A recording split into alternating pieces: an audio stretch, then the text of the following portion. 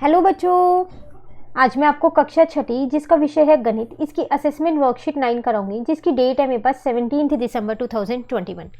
तो आज की वर्कशीट में भी सेम वही हमारे पास 10 क्वेश्चंस है, 10 के 10 क्वेश्चंस एमसीक्यू क्वेश्चंस हैं हमारे पास, जिसमें से हमें एक जो सही आंसर है उस पर टिक लगाना है। ठीक है, 1 मार्क ईच है, तो 10 मार्क की आपके पास ये वर्कशीट है। चलिए शुरू करते हैं।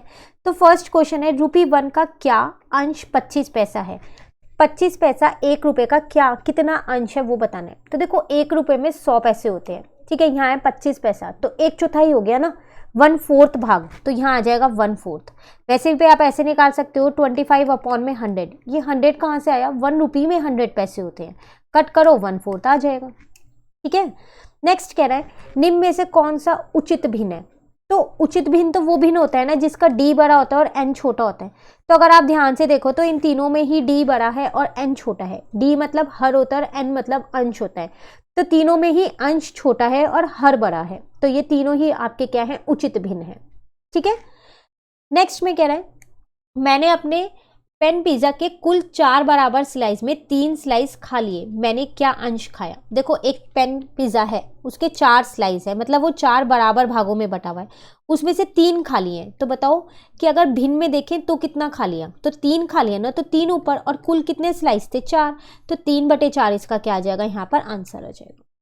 ठीक है, नेक्स्ट है, सिमरन 50 कैंडीज का पैकेट लेकर आई और उसे 10 दोस्तों के ग्रुप के बीच समान रूप से बांट दिया, उनमें से प्रत्येक को क्या अंश मिलेगा। देखो एक लड़की है सिमरन, वो एक कैंडी का पैकेट लेकर आई, उसमें 50 कैंडीज थी, उसने 10 लोगों में बांटी।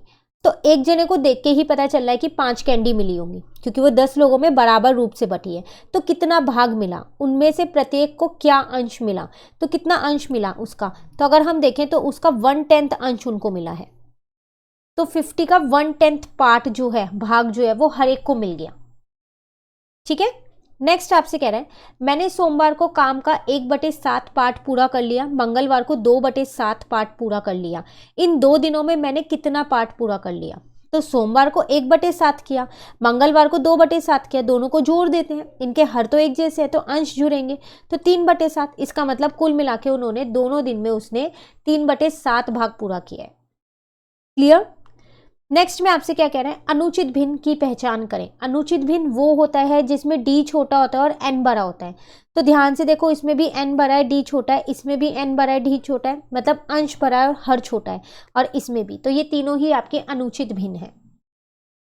ठीक है, नेक्स्ट है, समान भिन्न की जोड़ी चुने। समान भिन्न वो होते हैं जिनके जो हर होते हैं वो एक जैसे होते हैं, तो सिर्फ a ही ऐसा है जिनमें दोनों में हर एक जैसे हैं, 7 और 7, तो ये आपके हो गए समान भिन्न। क्लियर। नेक्स्ट है, एक शिक्षक ने अपने 3/4 पाठ्यक्रमों को समाप्त कर लिया है, कितना कोर्स बचा है। एक शिक्षक है, उसने क्या किया, यहाँ पर 3/4 भाग जो है अपने कोर्स का पूरा कर लिया, बताओ बचा कितना भाग है। तो कुल भाग माना 1 है, उसमें से 3/4 कर लिया, तो इसके नीचे कुछ नहीं है, 1 लगा दिया। अब यहाँ हर एक जैसे करेंगे तो ये भी 4/4 लिख सकती हूँ मैं, यहाँ 3/4 हो गया, तो 1/4 बचा, 4 में से 3 गया तो 1 बचा, 4 का 4 ऐसे ही नीचे वाला हर वाला, तो 1/4 भाग अभी बचा है। ठीक है, नेक्स्ट कह रहा है, गीता ने एक किताब के 50 पेज टाइप किए जिसमें 100 पेज हैं, और मीनू ने इसी किताब के 25 पेज टाइप किए, दोनों द्वारा टाइप किए गए कुल पृष्ठों का अंश क्या है। देखो यहाँ 2 लड़कियां हैं, गीता और मीनू। ठीक है, दोनों ही एक किताब के पेज टाइप कर रही हैं, उस किताब में 100 पेज हैं, गीता ने उसी किताब के 50 पेज टाइप कर लिए और मीनू ने उसी किताब के 25 पेज कर लिए। बताओ दोनों ने कुल मिला के कितने टाइप किए। तो गीता ने 50 किए तो 50/100, और मीनू ने 25 किए तो 25/100, हर एक जैसे वो एक बार लिखा जाएगा, अंश को जोड़ेंगे तो 75 आ जाएगा, तो 75/100 आपका आंसर। ठीक है, नेक्स्ट आपसे क्या कह रहा है, निम्नलिखित तुल्य भिन्न के लिए खाली हिस्से का अंक लिखें। ये देखो ये है खाली हिस्सा, इसमें लिखना है।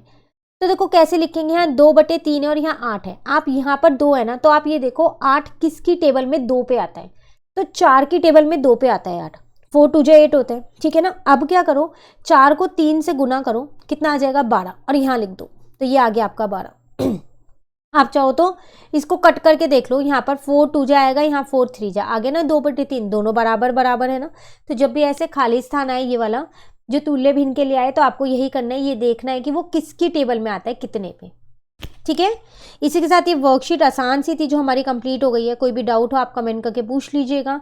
नेक्स्ट वर्कशीट हम अपनी नेक्स्ट वीडियो में समझेंगे। तो अगर आपको ये वीडियो अच्छी लगी तो लाइक ज़रूर कीजिएगा और मेरे चैनल को सब्सक्राइब कीजिएगा।